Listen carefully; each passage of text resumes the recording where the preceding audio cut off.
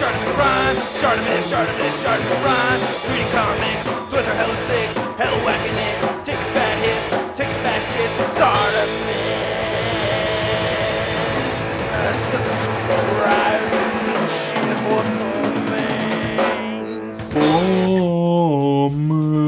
Hey, what's up, you guys? Shartimus Prime here, doing another Masters of the Universe Classics figure review on the MOTUC Modulok. Yeah, I know you Masters collectors hate the MOTUC, but I'm trolling and who cares. So it comes in this mailer, which I always thought was a good idea. Thought it was weird that they're using those fancy, shiny white mailers for these things.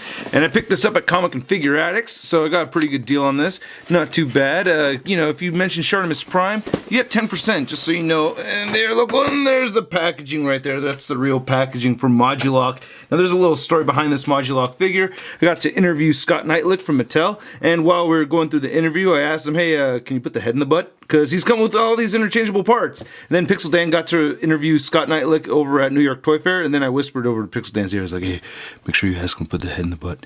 And then Pixel Dan did it. He asked him if he could put the head on the butt, and he put the head on the butt, and I thought it was hilarious. I thought it was great. So that's a little personal inside joke, I guess, for us and the rest of you guys who caught those interviews. So Modulok, Evil Beast of 1,000 Bodies. Just a ton of interchangeable pieces with this thing.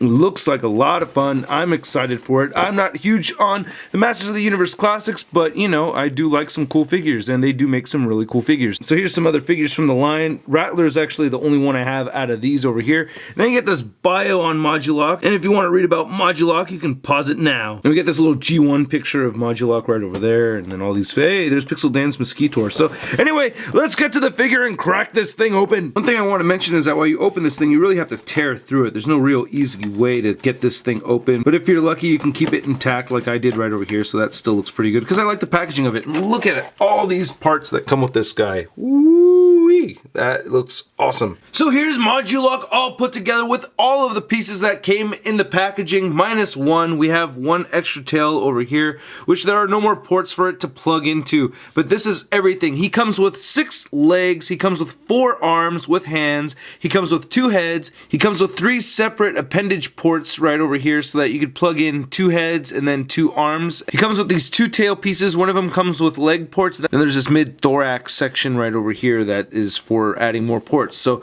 this is a lot of fun. Now, the whole gimmick about this guy and everything is that, you know, you can just plug everything into wherever you want it to go. So you could take the head out and you could plug it into the leg section or whatever you want. But what's actually really surprised me about this figure is the paint sculpt. It has great paint detail throughout the whole thing and a great sculpt overall. It is just a beautiful figure. So let's take a close look at his weapons over here. He comes with these 2 guns, and as you can clearly see, they are painted black. Just a solid jet black color, except for the ports right over here. You can connect them together, following with the theme of Modulok. One gripe I have, though, is this handle over here seems to be bent inward, and this is made out of a very pliable material, too. So you could just, you know, do that and move this around over here. So it's not going to break or anything, but it is quite bendy, and it fits into his hands okay. I had him holding it earlier. It really doesn't feel like anything's gonna break on the hand or on the gun itself, so I think that's pretty cool. So the head sculpts on this figure came out great. I really like both of these. This one right here on the right I prefer. I understand that this is the Filmation one, and from what Gay Comic Geek said in his review, I believe this is the one that was possessed by Man of Arms or something like that. I don't remember. I don't really watch a lot of He-Man. I am not the biggest He-Man fan, but damn, this figure is cool, you know what I mean? I love action figures, so I had to get it. So I think this looks great. I like how the teeth came out. I think the paint applications came out pretty clean overall on the head sculpts. I have a little bit of a, I don't know, a little Chinese pubic hair stuck in the eye right there. You know, overall, just looking at these head sculpts, this is very, very impressive. These are pretty damn nice. This texturing right here at the top of the head. This guy has some veins coming out. Looks like he's got his brains almost exposed on the right one. I think this is dope. The 4 Horsemen did some nice work actually sculpting some lines right there in the neck. I think that came out pretty clean too. And there's this consistent insect type texture to him, you know? You can see all these little dots in there and on the chest and everything. So this very much looks like an exoskeleton. So the torso section came out very nice. I think this looks great. And it does have some shading on there too. I know my lighting's really bright. If I turn things down a little bit, you could see the shading a little bit better. So it has some nice black shading throughout all of it. Like you could really see it over here. And on the arms, you could see it right there. So this humanoid kind of arm looks great. They even painted the fingernails over there. And then this one right here has this armor on it. And I like the armor too. The armor looks pretty good. It's a flat purple. And then on this side it has only 3 fingers. And then on the left side it has 2. And as we come around to the legs, these legs are awesome. I really like these ones a lot. These are my favorite ones. They have the most sculpted paint detail on them. I like how these lines kind of come into this part right over here, so it's consistent. One thing I will say is that there is quite a bit of paint chipping on the figure, but that's okay with me. I'm used to seeing that on my Toy Biz Marvel Legends. That's just a sign of a good figure, you know? That's all I see it as. But yeah, we've got a lot of sculpted bumps and everything, little spikes and these little calf fins over here. And these are some nice looking Modulok feet. Look at that. And even the toenails are even sculpted nicely. You can see these little lines right there in the toenails. Very, very nice. And at the bottom of each foot it says left and right. Like over here you can see it says right, so you know which side to put it in. And they do have peg holes at the bottom of all the feet. And then to match the armored arms, we have this armored set of legs over here. Nice exoskeleton shingled right there. And then again, nice texturing right here in the purple section. This looks pretty cool. They have this black toenail, or it's a brown toenail right over there coming off the sides. Then we have this weird looking, God, this thing looks like a hoof or something. But look at the paint detail though, really nice paint detail on this. Then we have this last set of legs, which is very regular, I don't know, superhero kind of looking.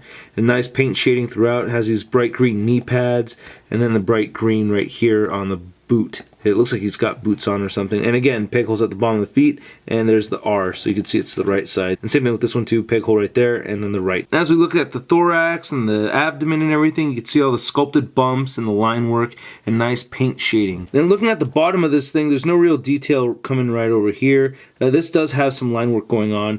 And then this replaceable piece actually has these nice shingles going on right over here too, and some nice black paint applications in the creases, and some nice shading right here. I think this is made so that if you have him in just like a regular stance where he's just got 2 legs, you could plug this in so he doesn't have this gaping butthole. So here's Modulok in his most humanoid looking form. As you can see, he only has 2 legs, 2 arms, and 1 head.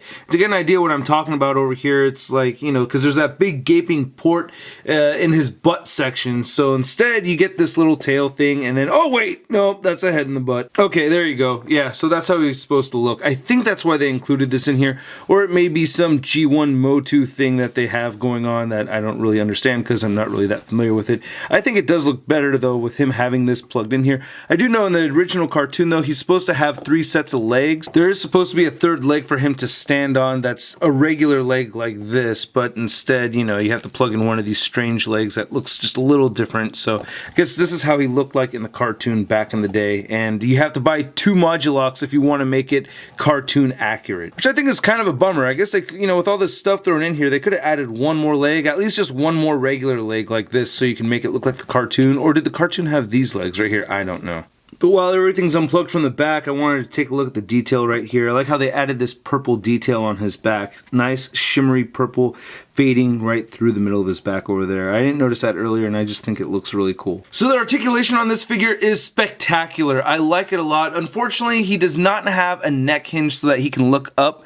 You don't really get a whole lot of movement. You can pop it off, and you could half it on here, but as far as looking up goes, that's the best you can really get, and he's not really even looking up that much. He can look down just a little bit. He moves his head side to side. He has some neck articulation too, because the neck is also on one of these removable pegs, so you can do that and rotate the neck. And just so you know for sure, the head and the neck are removable, so you can do that. And then he has the shoulders that move outward. You can move these forward. He has a bicep swivel and a single jointed elbow, and the wrist moves side to side. And the articulation is the same as it is on all the other arms. So both sets of arms have the same exact articulation. So this right shoulder looks like it's going to break on me actually. It hasn't broken yet, but I feel like it's getting really loose over here. You can see that right there. So I think something right here in this hinge is actually about to break, so I have to be careful with this.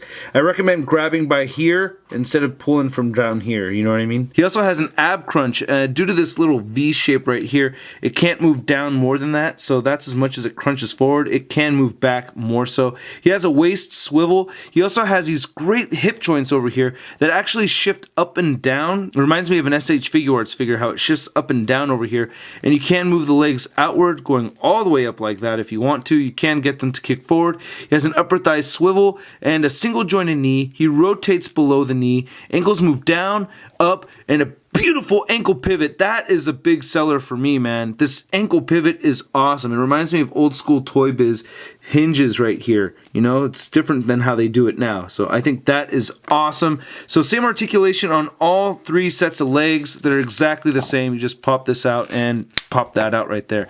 And then the tail actually has some articulation too. So I think that's great. So these are all ball jointed. You can move them around any way, which way you want to. And that just popped out. And then you can do the same thing with this one over here. So there's not one set of legs that's going to make them stand taller than another set of legs. So the figure stands over 7 inches tall. I want to say close to 7.5 with those horns. And here's Modulok next to Dragoman, my favorite MOTUC figure. And from watching Pixel Dan's review of this figure, great review by the way, you should check it out. You can replace the head, so it does fit with any other Masters of the Universe Classics head. So you could pop off Dragoman's head like that, and then pop off Modulok's head, this on there, and that looks kind of weird. And then you could put Dragoman's head right over there, and that looks quite weird as well. And here he is next to Skeletor, and they stand at about the same height. Skeletor using a very commonly used buck, and you can swap the heads on these too. Yeah, and that looks pretty weird. And thanks again, Sean Long, for the Skeletor figure. Amazing figure. And there he is next to the Marvel Legends Big Time Letdown Spider-Man. So that's my review, you guys. I've actually had a lot of fun with this figure. I totally recommend it. It's not cheap, especially if you didn't have the subscription at MattyCollector.com, which I always think is kind of a weird thing. I've never had one, but I do like some of their figures. I do cherry pick, and I'm really glad that I got this guy. I think it's awesome. A lot of fun plugging ports in and mixing things up and trying to get creative with it. I kind of like this one right here. This is kind of neat, right? I kind of dig it. It's not too bad. So anyway, I hope you guys liked my review. If you did, go ahead, hit the like button, leave a comment, and subscribe. I'll catch you guys later. Peace.